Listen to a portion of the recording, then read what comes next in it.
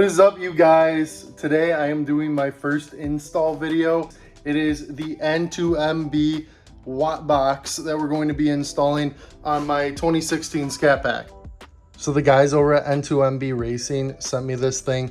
If you guys don't know what a WOT box is, you need to go to their website, look this thing up, read a few paragraphs about it, you'll be sold. It's an awesome product, capable of a bunch of different things. It can work in conjunction with your nitrous system as well. For me, I'm only using it for the two-step. That's something that we can't achieve without it.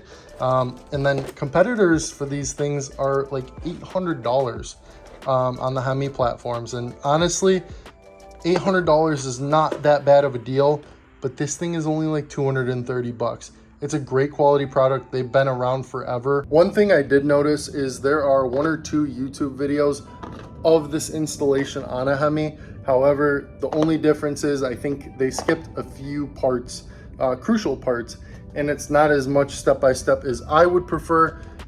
As a mechanic and a machinist, I still thought it was kind of hard to understand. So I want to make something that's going to be a little bit better and easier to follow. So with that being said, I'm actually going to chart out the wiring diagram for you guys completely. I'm going to let you guys screenshot this. So here it is.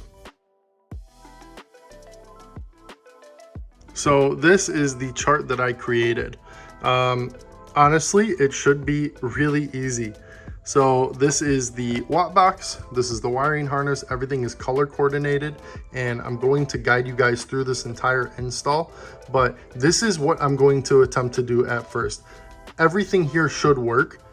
The one difference, the main difference that I noticed a lot of people were doing was they were taking this red and this orange wire, which is used to cut ignition, and they were connecting it to every single coil pack on the car, which means around 16 different soldering jobs, not including building that harness. However, these positive wires that go to the ignition coils all are spliced into one that goes to the fuse box. I have already sourced and found that wire in a previous project, so this should be really easy to do. We're gonna see if it works. If it works, I'm going to make this install a breeze for pretty much everybody. Okay, you guys, so first comes first, let's go ahead and unbox this thing. This is my first time seeing it as well. So I did look up the wiring chart, so I knew what to do, but go ahead and it gives us a USB cable. So this is going to be to program it from your laptop or computer. We have our wiring harness that just plugs directly into the device. Then we have the two-step device itself. So this thing, just real quick, you guys, so you get an idea of how big this thing is. It's about 3 inches by 2 inches. You can pretty much hide this anywhere you want in your car. So now that we have it out of the box, I want to figure out where I want to mount this thing. It's so small, so I can pretty much put it anywhere. So I'm going to put it on the A-pillar on the passenger side. That's going to allow me to wire everything really easily, as well as if I do have to program it, it's right here out in the open. So we will just go ahead and pull this off. And let's go ahead and get this thing mounted to the A-pillar. So it's always good practice to go ahead and do some pilot holes. So first of all, I'm going to mark where I want this. I want it to be set back just a little bit, and then I'm going to go ahead and just mark where I want these pilot holes to be. So I found some Phillips with some matching washers, and we're going to go ahead and just pop this on there. All right, guys, so that thing is properly mounted. It's not going anywhere. Let's go ahead, and I'm going to drill one singular hole right here so we can just run the wires straight down into the A-pillar.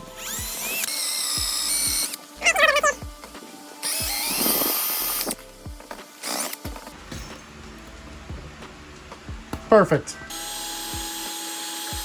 So to make this a little bit easier, I went ahead and I pulled off the panel here. Obviously the A-pillar is still off. And then I pulled up this panel as well.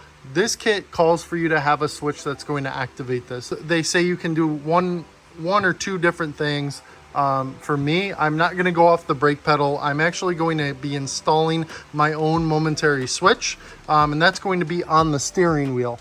So with that being said, I pulled this panel up, and that way I can run that green wire where it needs to be. If we go ahead and look at our chart, The green is going to go to my steering wheel.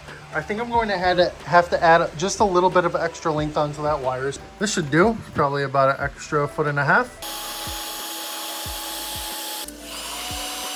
As far as the ground goes, I should be able to find the ground pretty much right below the A-pillar.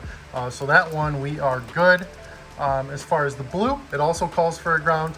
We'll go ahead and attach those to the same ground. So as you can see, I have the green wire underneath this panel, and then the rest of them are going down. All right, so we got the green wire ran to the middle right there. I'm gonna get that over to the driver's side soon. And then let's go ahead and just find a ground. I've used these as grounds before, so that should work fine. Let's go ahead and splice these together.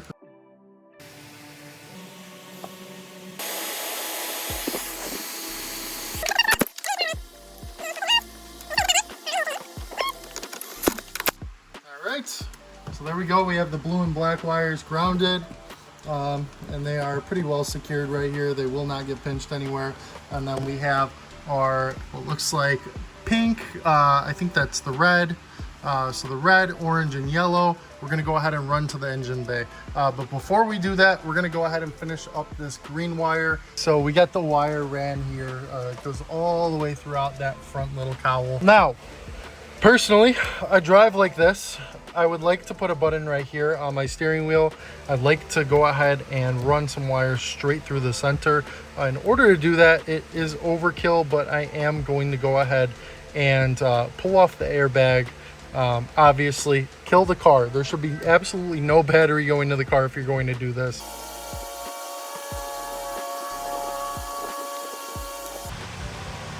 I'm going to go ahead and try to remove the steering wheel. Got the steering wheel and column off. So we're going to go ahead and run the green wire right here. I went ahead and I individually heat shrinked every other line that I clipped, so I don't set off anything as far as the system goes. Those were just useless to me, and I didn't want to have to run a new wire through the clock spring. So instead of doing that, I was able to just utilize the 4 green wires. They're a smaller gauge, but all 4 of them should do fine. And they lead straight into the clock spring to these 4 guys. So I'm going to go ahead and splice all these together, and that will be my signal wire for the green. So now we have the clock spring back in. I went ahead and all 4 of these wires go to the same green wire yet again, and this is what we're going to lead to our switch. So now we have to figure out exactly how we mount this button on the steering wheel.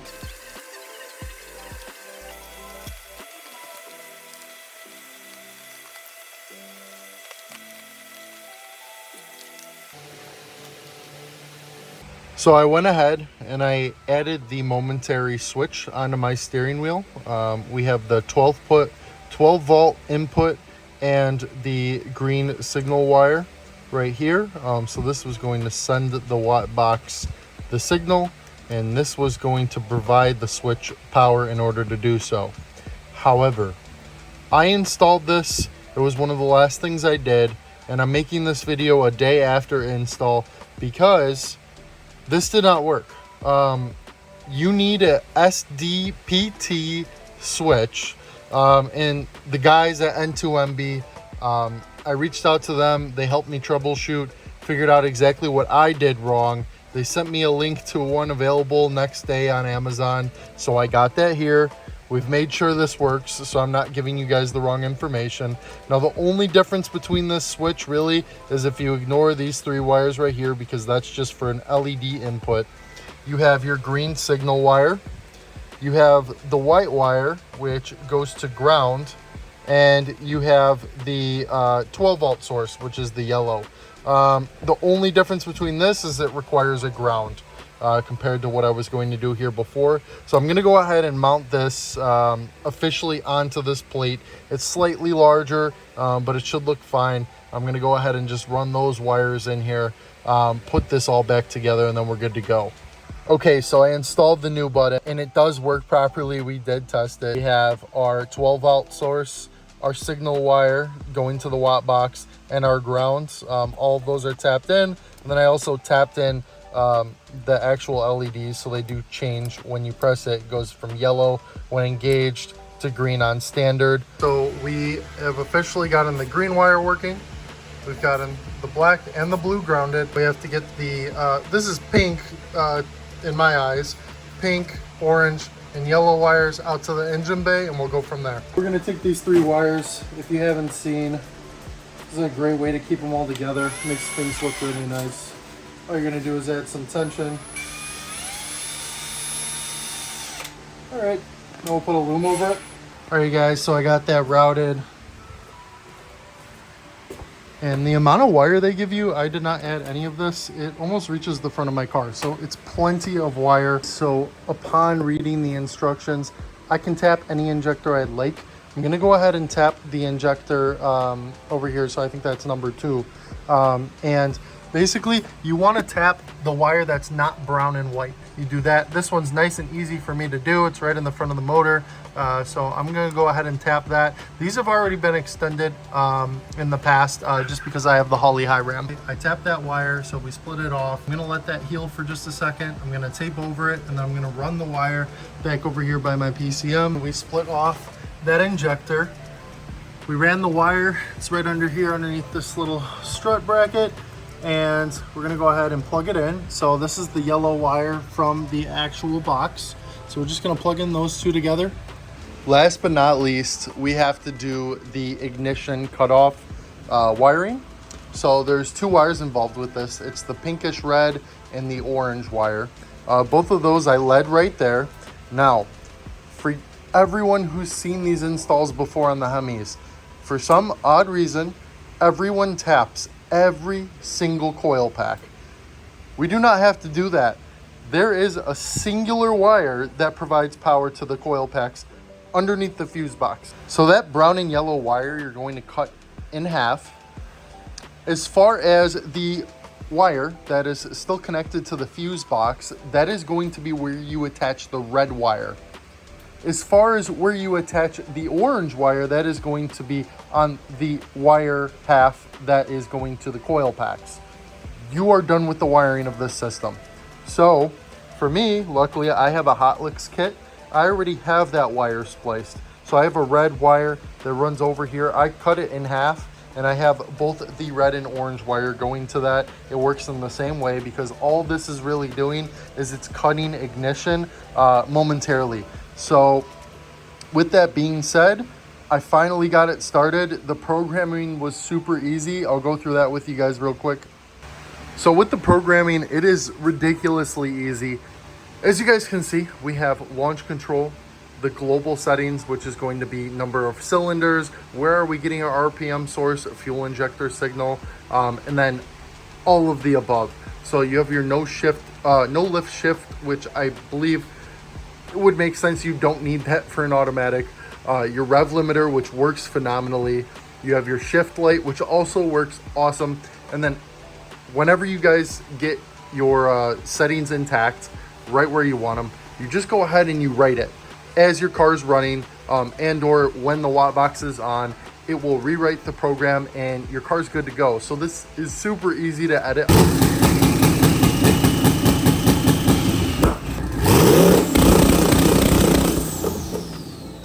All right, you guys, so without further ado, let's go test this thing out. I'm gonna sit on the brake a little bit, full watt, full button, and then we're gonna let go of the button and the brake at the same time and see what happens.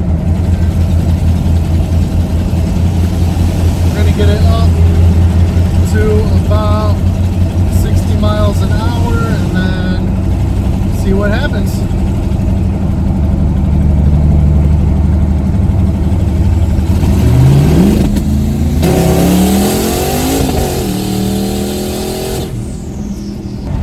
So we're going to try it at 4,000 RPMs now, see what changes. We usually build boost up around the 4,000 mark, so probably be a little bit more aggressive.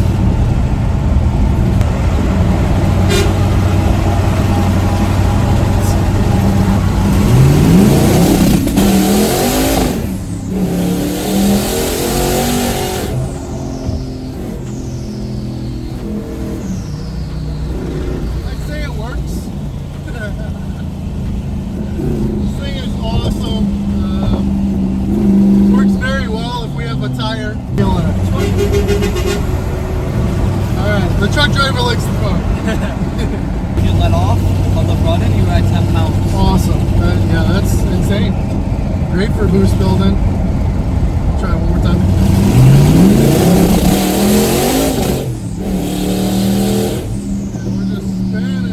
All right, you guys, so N2MB Racing, that product is amazing. I'm gonna keep this thing installed, obviously, for good. It's probably gonna get me in some trouble. I need a tire for my car for obvious reasons, but shout out to them. They make an amazing product. Save the 600 bucks. It's an easy enough install, program straight to your PC or laptop. And I really can't think of any complaints I have with it. The computer thing was a little bit funky, but all I had to do was text the what I presume is either the manager or the owner over there. They were replying to me after hours, and they didn't know who I was. Not that I'm anyone special, but they didn't know who I was. They just knew I was a customer, and they went ahead and they helped me through the whole thing after hours, which is just above and beyond as far as customer service goes. And I even apologized to them because I don't deserve that. But they literally went out of their way to make sure that my car was running right. So that's something you run into very rarely these days. Shout out to them. Here's a link to their website. It'll actually be below. Visit it, check it out, read about it, install it. Send me videos on Instagram and TikTok of you guys installing these things and using them on your car. Tune in, subscribe. I appreciate you guys. Peace.